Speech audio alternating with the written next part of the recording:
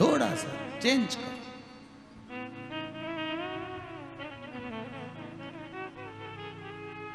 चित्तवृत्ति लगाइए भगवान। बिंदु प्रेत योनि में पड़ गया, गति नहीं, सुधरी नहीं गति, प्रेत योनि में पड़ गया। पत्नी चंचुला को मालूम पड़ा कि मेरा पति प्रेत योनि में चला गया है, उसकी गति नहीं हो रही है, गति का सुख नहीं है उसका।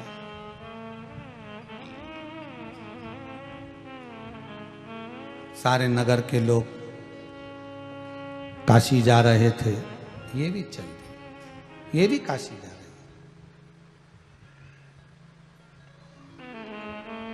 और काशी जैसी पहुंची है, कभी जिंदगी में तो काशी गई नहीं थी, आज पहली बार तो काशी गई है, अभिमुक्त नगरी में पहुंची है, मोक्ष नगरी में पहुंची है। काशी अभिमुक्त नगरी है, मोक्ष नगरी है, जिसमें वो पहुंची है। और उसमें पहुंचने के बाद उसका जो मन था, गई थी केवल खरीदारी करने के लिए, शॉपिंग करने के लिए, क्या अब गांव के लोग जा रहे हैं तो मैं भी चली जाती हूँ, पर मन उसका लग गया भगवान की उस नगरी में। कहीं शिव महापुराण की कथा हो रही थी और उस शिव पुराण की कथा में जाकर वो थोड़ी देर के लिए बैठ गए, मात्र 2 क्षण के लिए, मात्र कुछ देर के लिए।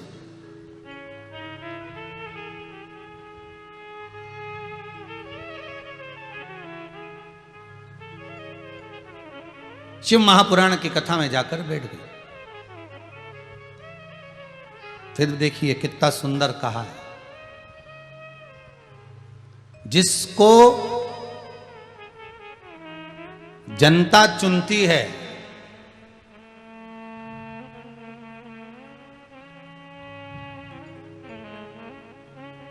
जिसको आप चुनते हो वो संसद में जाकर बैठता है, और जिसको मेरा देव अधिदेव महादेव चुनता है वो सत्संग में जाकर बैठता है। दोनों के बैठने की जगह अलग अलग है। जनता, आप जिसको चुनोगे वो संसद में बैठेगा, और जिसको देव अधिदेव महादेव चुनता है, मेरा शंभु, मेरा त्रिकालदर्शी, मेरा कैलाशी अविनाशी शंकर चुनता है, वही शिव महापुराण में जाकर बैठता है, वही बैठता है। कितना सुंदर कहा है। आज फिर कहते हैं, उज्जैन के ऋणमुक्तेश्वर मंदिर में एक लाइन लिखी हुई है, जाकर पढ़िएगा, पत्थर पर गुथी हुई है कि सारी पुराणे 7 पीढ़ी को तारती है, केवल एक शिव महापुराण ऐसी है जो 71 पीढ़ी को तारती है, केवल एक, दूसरी नहीं।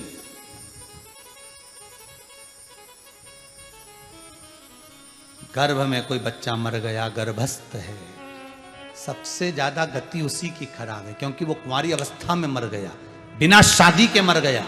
कुंवारी अवस्था में मरने वाले को ना तो पिंड मिलता है, ना तर्पण, ना तिलांजलि, ना जल मिलता है, अधोगति में पड़ा है। उसको ना ब्राह्मण भोज कराओगे तो वो भी नहीं मिलेगा। 4 महीने के बाद जो बच्चा गर्भ में मर जाता है उसका ना पिंड है ना तर्पण है। कुंवारी अवस्था में जन्म लेने के बाद भी मर गया, शादी नहीं हुई उससे पहले मर गया, तो उसकी गति बड़ी बुरी है। ना पिंड, ना तर्पण, ना तिलांजलि, ना ब्राह्मण भोज, कुछ भी नहीं मान्य है। उसकी गति काय से सुधरती है? केवल एक शंकर की कथा से, उसके सिवा कुछ नहीं, केवल एक शिव महापुराण, उसके सिवाय कोई गति नहीं।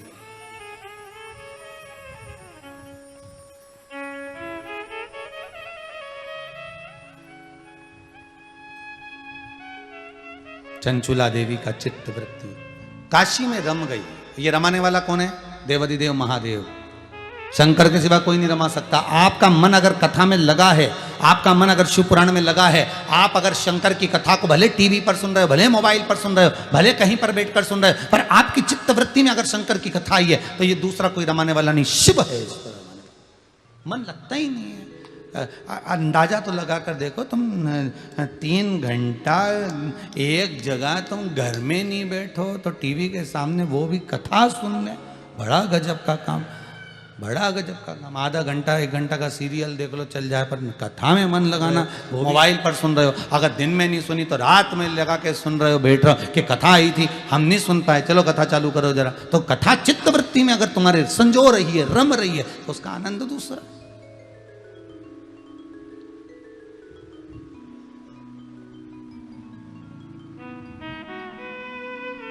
चंचुला देवी का मन कथा में लग गया। जैसी थोड़ी सी कथा पूर्ण होने ही वाली थी, विराम पर तो पहुंची थी, वो कथा का पूर्णता थी, कथा पूरी विराम हो रही थी, और विराम होने पर वो जब पहुंची, प्रणाम करा, नमन करा, नमन कर कर गंगा नहाने के लिए गई। गंगा स्नान कर कर जब आ रही थी, गंगा का जल का स्मरण कर कर, आचमन कर कर जब आ रही थी, सीढ़ियों पर से चढ़ती जा रही थी, चढ़ते चढ़ते थोड़ा सा पांव फिसला, आगे जाकर कहीं गिर गई, गिरी, प्राण छूट गए। वो चंचुला देवी के जब प्राण छूटे तो वो शंकर के धाम में गई, क्योंकि शिव महापुराण की भले 5 मिनट की, 2 मिनट की, 1 मिनट की कथा हमारे भीतर पहुंच जाती है, रसतत्व में जब रमण करती है तो उससे शिव का धाम मिलता है, शंकर के धाम पहुंच गई, शिव धाम। उसने क्या देखा शंकर के धाम में कि वहां केवल स्मरण हो रहा है। कर्पूर गौरम करुणावतारम, केवल शिव,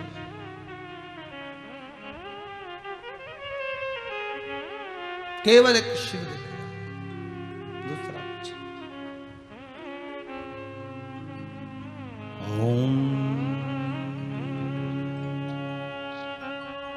नमः शिवाय, नमः शिवाय, नमः शिवाय, ओम नमः शिवाय। उच्चारण, स्मरण, कीर्तन, जाप चल रहा है। चंचुला देवी जैसी पहुंची, शंकर भगवान से पार्वती ने कहा, प्रभु नेत्र खोलिए। शंकर भगवान बोले, कौन आया है? पार्वती ने कहा, कोई स्त्री आई है, चंचुला नाम है उसका। शंकर भगवान बोले, मेरे काशी से आई है, मेरे काशी से आई है। पार्वती जी बोली, फिर आपको मालूम है काशी से आई, फिर काय को नेत्र बंद करके बैठे हो? कई लोगों की आदत रहती है, जिससे बात नहीं करना रहता ना, उसको देख कर नेत्र फेर लेते। शिवजी चंचुला से नेत्र क्यों फेरे थे, क्या कारण था? शंकर भगवान को मालूम है कि ये काशी से आई है, तो भी भगवान शिव चंचुला को देखना क्यों नहीं चाह रहे थे? चंचुला के ऊपर दृष्टि क्यों नहीं देना चाह रहे थे? शिव महापुराण कहती उसका एक कारण था कि चंचुला मृत्यु लोक में जन्म लेने के बाद, मानव का शरीर पाने के बाद गुरु चरणारविंद से दूर रही और भगवत भजन में ना डूब पाई, शिव स्मरण में ना डूब पाई, केवल भोग में डूबी है, केवल भोग में।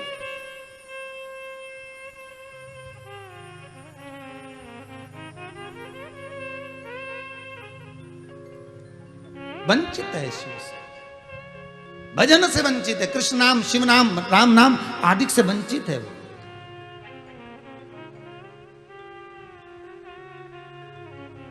और यही तो है, बस इस चित्त को शंकर तक लगाना।